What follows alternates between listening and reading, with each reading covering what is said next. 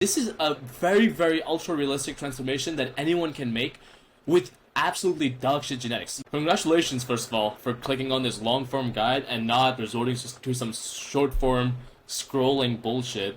In a video like this, you'll be getting way more value, and it will actually give you actionable steps that you can implement nowadays, especially from someone who's done the change for himself. This is a no BS guide to body recomposition. Why should you listen to me? I believe that I've had the best glow up in social media history in the shortest period of time. And I coach other young people just like where I was. This picture is right around COVID, and this is about last year of June. And the difference between these two pictures is, I want to say, about 3 years. And no one I've ever seen has had a glow up this drastic to this extent. And I coach other young people the same way. The same tactics that I implemented in my own journey, and you can find the links for that in the description below. I run a one-on-one paid coaching program, as well as I run a free online community where you can find me and get your questions answered. So, body recomposition. This was me on May 7th, 2023, May of 2023. This was me, 195 pounds, and I put up some stats for the weight I used to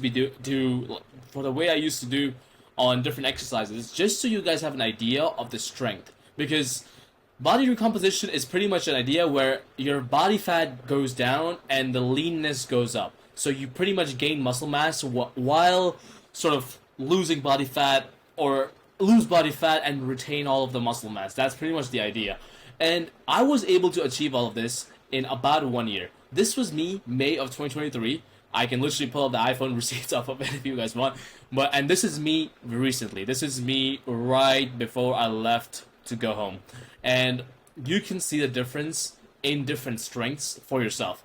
Pull-ups, relative strength has been at its all-time highest, where dips goes from 1 to 3 to 10 plus, pull-ups 3 to 4 to 10, 10 plus. Today I literally hit like 13 pull-ups in a row, surprising as fuck. I currently weigh around 195, 194 pounds. And this picture was taken at 196, so in about a week I lost 2 pounds. I highly doubt that was a result of a fat loss. It probably could have been a lot of bloating, could have been, I guess, some flight stuff, because it's a long-ass flight back home. But this is pretty much the idea, and this is a very, very ultra-realistic transformation that anyone can make with absolutely dog shit genetics. You can see from this picture that I tend to hold, like, you see this dip over here? I tend to hold a lot of body fat just around this area, and this is on the line of skinny fat, because with a t-shirt on, you cannot tell like there's that much fat underneath the t-shirt, but there actually is. Like, you can, like, there's not enough muscle mass to poke through it, and there's also, like, you're not lean enough where everything is just visible. So you're in this awkward spot. And I was able to go from this guy over here to this guy over here. And I'm going to show you guys exactly how I did it, and things you can implement for yourself. What the fuck? Alright, so first of all, I want to start off with the mindset. And this is the most important lesson for most people, just because this is so me going against the grain, because everyone would say, oh, you need balance in your life, you need to have a little bit of a balance, and you need to have work-life balance, and like this idea of balance that most people are talking about nowadays, especially. So balance is only applicable in the macro timeline. It's not applicable on a micro timeline. In order to see true results, for example, in order to go from here to here, this cannot be achieved if you want balance in your life. You kind of have to go all in, and I will tell you exactly what you need to go all in on. But the mindset pretty much is that you pretty much go all in cycles of bulk and cut in order to achieve a transformation of this sort of magnitude in such a short period of time. And the thing is, like, as I said before, on the internet, I have never ever seen someone make a similar transformation for themselves in this short of time. So naturally I get accused a lot for blasting trend and whatnot, because I'm also like super tall, so any sort of like big muscle mass on my frame sort of looks like just absolutely insane. It just looks like two different people over here. And in order to achieve this level of transformation, you need to go all in. There is no such aspect of balance. Balance only looks good on the longer aspect. And that goes for, even for studies, that goes even for business, that goes even for fitness. Like any single thing that you want to get actually good on, you need to sort of like eliminate the idea of balance in the short term. You have to keep in mind the balance in the long term, because if you keep working hard, your body sort of will force you to take a rest day by getting sick or something. But if you intentionally take a rest day, or like a rest period for like a few days after a hard ass session of like working out for a lot of months, like with no break, completely on your grind, that's acceptable. But in the short term, where you're like going from peak effort to peak rest in the span of a day itself, in the span of a few hours, this sort of transformation is not gonna work. And that's something I want to make clear, and that's a mindset you need to adopt for yourself. So this is gonna be the timeline. Let me move my thing over here. So this is the timeline. This was the timeline of my transformation. From this to this, hopefully you can see my mouse, but from this to this is 1 year. So this was May, and this is July. From here to here, this was a 2-month cut. 2-month insane cut. Again, not balanced. We go towards extremities in the short term, and in the long term, you see balance, and we achieve our results as well. So from the difference between here to here was a drastic cut, while still making sure that my strength is at like an all-time high. I did lose like a lot of strength. So over here, I was probably doing about 75 pounds each side on incline bench press. And over here, I want to say for about 7 or 8 reps. And over here, I was doing about 6 to 7 reps for the incline bench press with 75-pound dumbbells.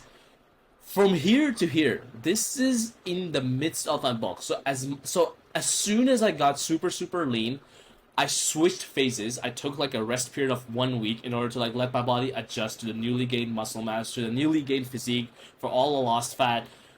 I sort of switched to a peak bulk sort of mode. And this is not some ordinary, this wasn't some ordinary bulk. This wasn't some dirty bulk. I didn't eat lots of junk food.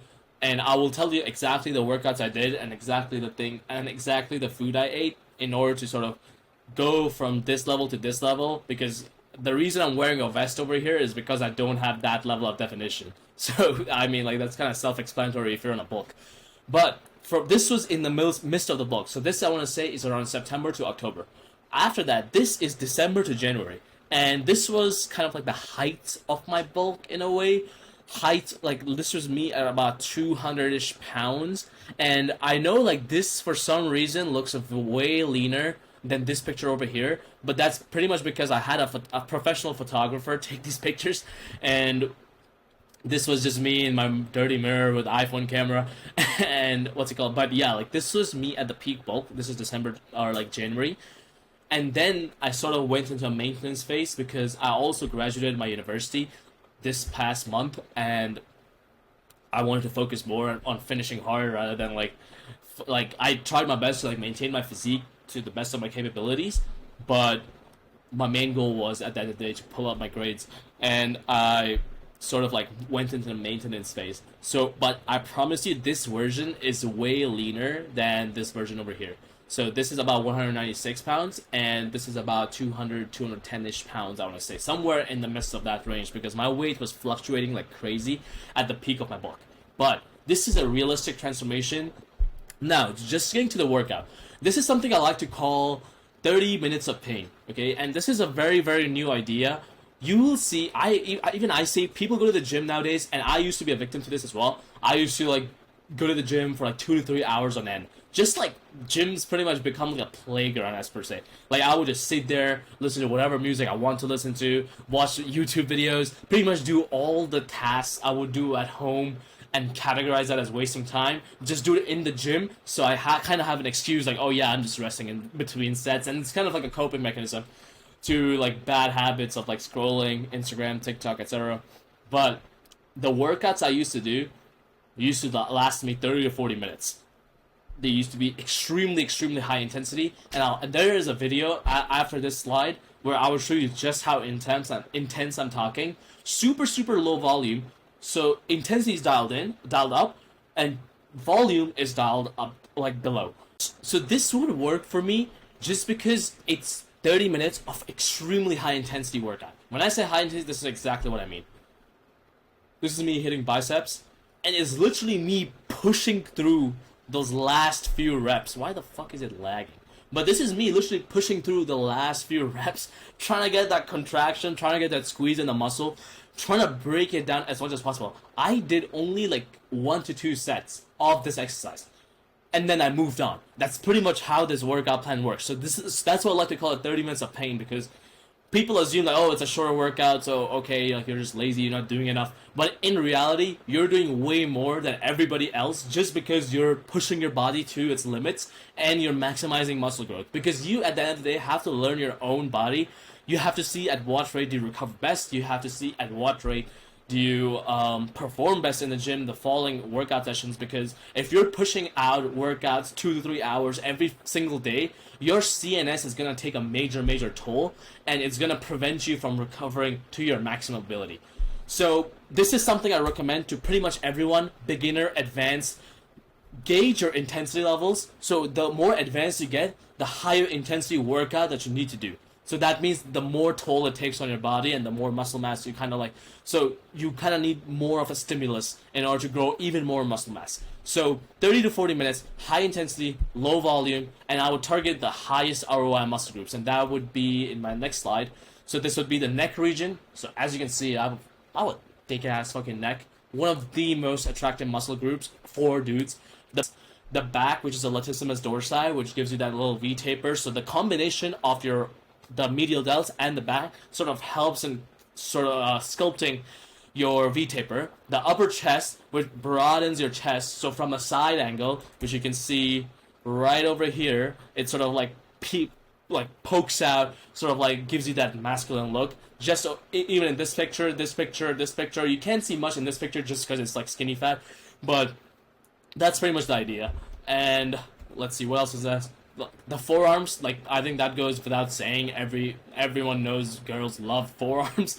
And the glutes. You'd actually be surprised how many people actually find a good pair of glutes attractive. Like, it's definitely one of the most like scientifically attractive muscle groups on a guy. Same way it's on a girl. So I would prioritize the training and the intensity of these specific muscle groups.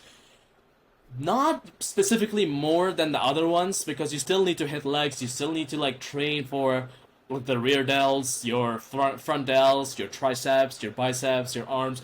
So I'm not taking credit away from any of those muscle groups, but I'm adding extra credit onto these muscle groups, if you know what I mean.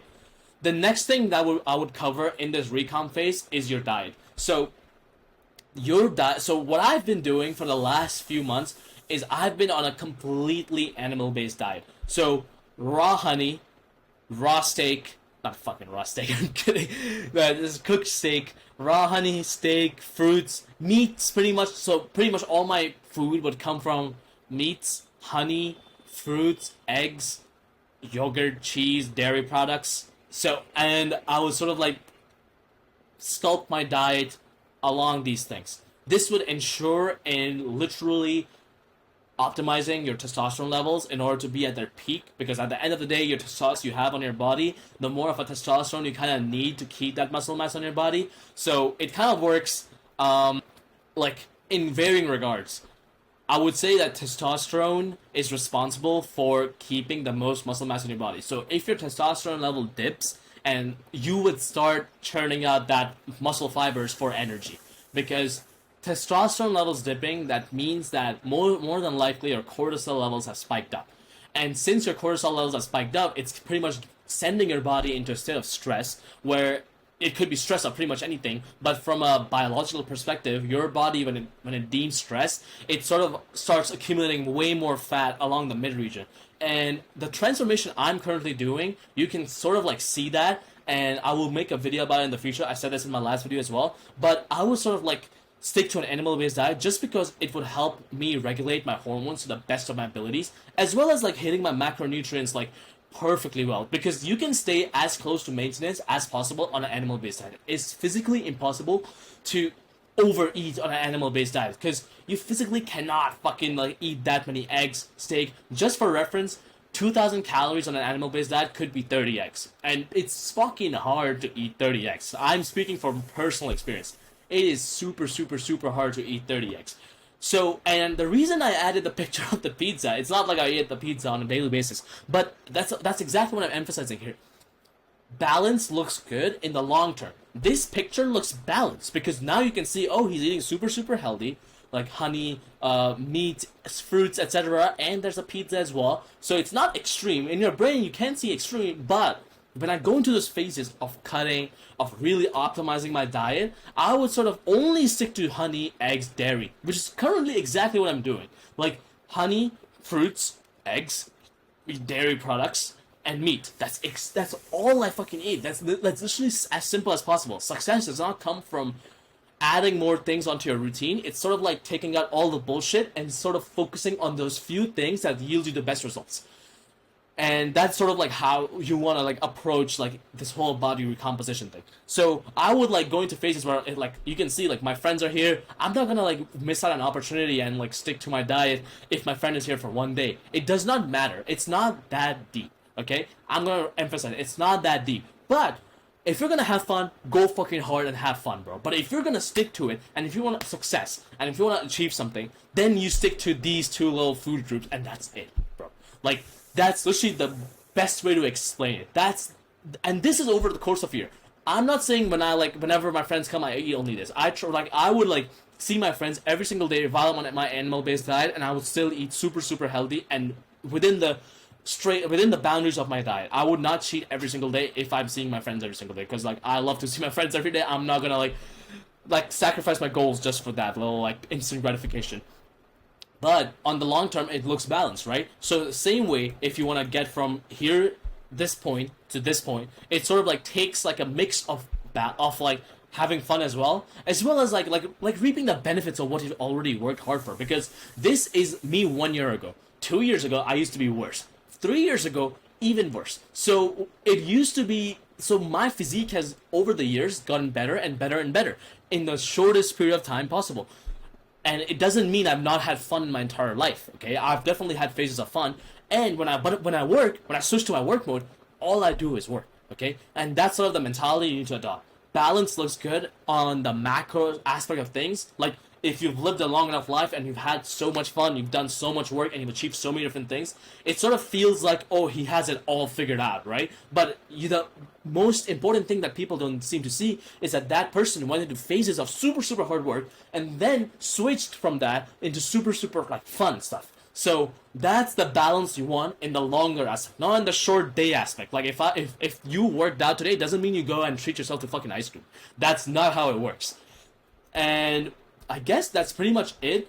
And if you found any sort of value from this video, please hit the subscribe button so that I can like keep making these sort of guides if like you want to see them. And these sort of videos, which is like you're probably in the self-improvement niche, these get recommended to you more, so you can implement more of these more of these tactics to improve your life as well. And if you want some more personalized guidance, and because this is all information, implementation is a whole different level. So if you want some more personalized guidance with implementing these tactics into your daily life, I run a one-on-one online coaching. You can find the link in the description, as well as like I run like a free online community where you can be connected with other young men on the same path as you, on the same goal as you, and like improve together as a brotherhood. Because the most important thing I've like seen that has worked for me is having people around me that believe in the same goals as I do, have the same priorities as I do, and sort of like push me in that same direction. Because I don't want to like look like the loser when I'm with those people, right? And they keep me in check, I keep them in check, and that's for me the single-handedly the most important thing you can do as a young man, is that find your tribe, find your brotherhood. And as always, whenever you're like implementing any of these tactics, always remember that success always lies at the end of one's limits. And that's a philosophy I go with everything, like business, fitness, school. That's like I applied that in pretty much all aspects of my life. And this is a great example of me pushing myself to the extreme limits of like what my body is capable of handling, and like improving myself in the shortest period of time possible. And until next video, thank you so much for watching.